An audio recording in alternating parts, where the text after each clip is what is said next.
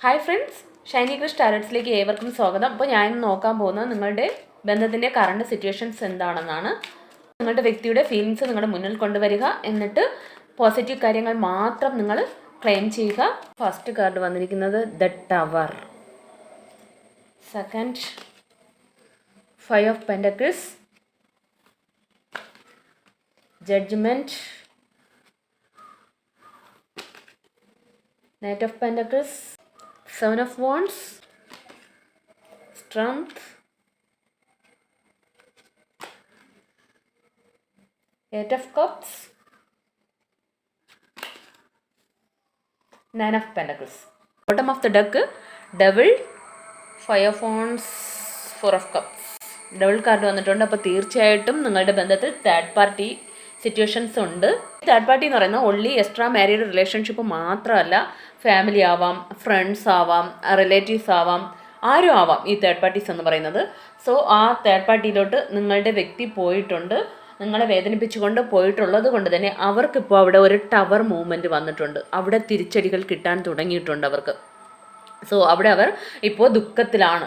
അതുകൊണ്ട് തന്നെ ഇവിടെ ഫൈവ് ഓഫ് പെൻറ്റക്കിൾസും വന്നിട്ടുണ്ട്. അവരവിടെ ഒറ്റപ്പെട്ട അവസ്ഥയിലാണ് നിൽക്കുന്നത്. ഇപ്പോൾ അവർക്ക് കുറേ പേർക്കൊക്കെ മണി നഷ്ടപ്പെട്ടിട്ടുണ്ടാവാം. കുറച്ച് പേർക്കൊക്കെ അവരുടെ ലൈഫിൽ തന്നെ അവരിപ്പോൾ ഒത്തിരി വേദന അനുഭവിച്ചു ഒരു ഒറ്റപ്പെട്ട സിറ്റുവേഷനിലാണ് അവർ അവിടെ നിൽക്കുന്നത്. അവിടെ ടവർ മൂവ്മെൻറ്റ് വന്നിട്ടുള്ളത് കൊണ്ട് തന്നെ അവരവിടെ ചതിക്കപ്പെട്ടിട്ടുണ്ട്. അവർക്ക് അവിടെ തിരിച്ചടികൾ കിട്ടാൻ തുടങ്ങിയിട്ടുണ്ട്. നിങ്ങളെ വേദനിപ്പിച്ച് പോയതിൻ്റെ ശിക്ഷ അവർക്ക് കിട്ടാൻ തുടങ്ങിയിട്ടുണ്ട്. നിങ്ങളുടെ ഭാഗത്തേക്ക് ഇതവിടെ ജഡ്ജ്മെൻറ്റ് വന്നിട്ടുണ്ട്.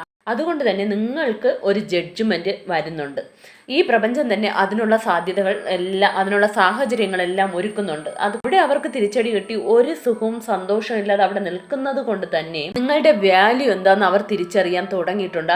അവർ പാസ്റ്റിനെ എല്ലാം വിട്ടിട്ട് അവർ ഇന്നൊരു ബന്ധത്തിൽ പോയതായിരിക്കാം, അല്ലെങ്കിൽ മറ്റു ചില ആൾറെഡി ഫാമിലിയോ മറ്റു കാര്യങ്ങളോ മറ്റുള്ളവർ പറഞ്ഞത് കേട്ട് നിങ്ങൾക്കൊരു വാല്യൂ തരാതെ, നിങ്ങളെ മനസ്സിലാക്കാതെ അവർ മാറി നിന്നിട്ടുണ്ടെങ്കിൽ അവർ ഇപ്പോൾ അതെല്ലാം തിരിച്ചറിയുന്നു.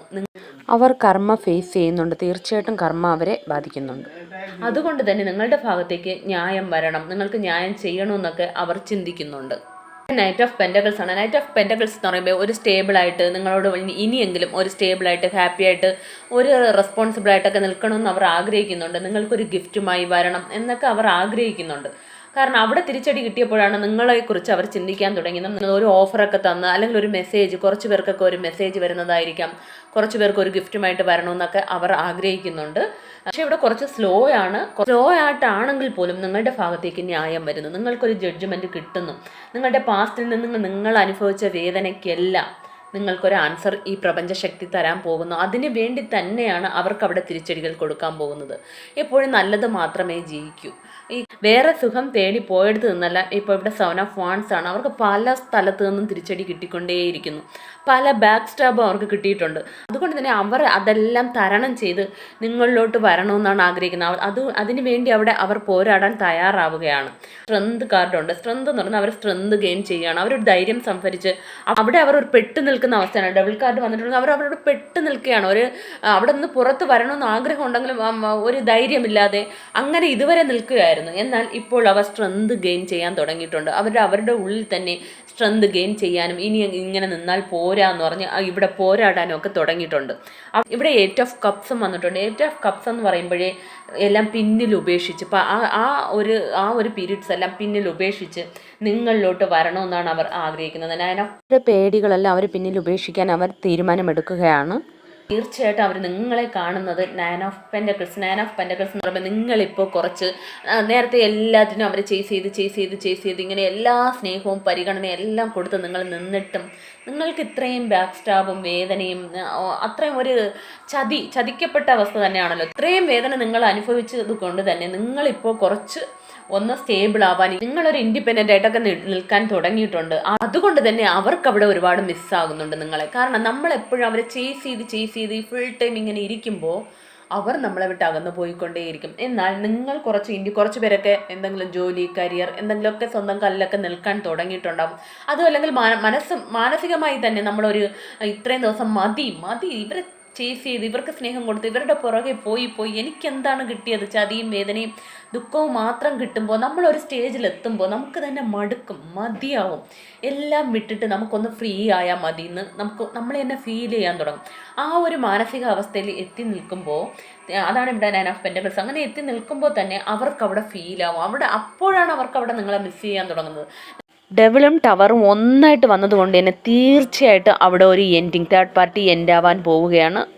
അത് മാത്രമല്ല ഇവിടെ 5 ഓഫ് വൺസ് വന്നിട്ടുണ്ട്, 4 ഓഫ് കപ്സും വന്നിട്ടുണ്ട്. അവർക്കിപ്പോൾ അവിടെ തിരിച്ചടികൾ തന്നെയാണ്, വീണ്ടും തിരിച്ചടികൾ തന്നെയാണ്. അവരവിടെ അത്രയും എല്ലാം നിങ്ങളെ ഉപേക്ഷിച്ച് അവിടെ റെസ്പെക്റ്റും എല്ലാം കൊടുത്ത്, പണമായിരിക്കാം, കുറേ പേർക്കൊക്കെ പണം, അങ്ങനെ എല്ലാം കൊടുത്ത് ടൈം എല്ലാം സ്പെൻഡ് ചെയ്ത് എല്ലാം പോയിട്ടും അവർക്കിപ്പോൾ അവിടെ നിന്ന് തിരിച്ചടികൾ കിട്ടുന്നുണ്ട്. അത് ഈശ്വരൻ്റെ ആ ഒരു വിധിയുടെ വിളയാട്ടമാണ്, ആ പ്രപഞ്ചശക്തി അവർക്ക് നൽകുന്നതാണ്. ഇപ്പോൾ അതുകൊണ്ട് തന്നെ 4 ഓഫ് കപ്സ് അവർക്കിപ്പോൾ ഒന്നിനോടും ഒരു താല്പര്യമില്ല, എല്ലാറ്റിനോടും മടുപ്പും വെറുപ്പും ഒക്കെ അവിടെ തോന്നാൻ തുടങ്ങിയിട്ടുണ്ട്. ഇനി നമുക്ക് നിങ്ങളുടെ ബന്ധത്തിൽ ഏഞ്ചൽസ് എന്ത് ഗൈഡൻസ് ആണ് നൽകുന്നതെന്ന് നോക്കാം. അപ്പോൾ അതിനായിട്ട് ഞാൻ കാർഡ് എടുക്കുന്നുണ്ട്. എന്താണ്? Be assertive, not the right time, improving health, abundance. വന്നിരിക്കുന്നത് ബി അസർട്ടീവ് എന്നാണ്. അതായത് ഇപ്പോൾ നിങ്ങളുടെ വ്യക്തി നിങ്ങളുടേക്ക് തിരിച്ചു വന്നാൽ പോലും, അല്ലെങ്കിൽ എന്തെങ്കിലും ഒരു മെസ്സേജുമായിട്ടോ എന്തെങ്കിലും കമ്മ്യൂണിക്കേഷൻ എന്തെങ്കിലും വന്നാൽ നിങ്ങളോട് ഈ ഏഞ്ചൽസ് പറയുന്നത് നിങ്ങൾക്ക് എന്താണോ പറയാനുള്ളത് അത് തുറന്നു പറയുക എന്നതാണ്.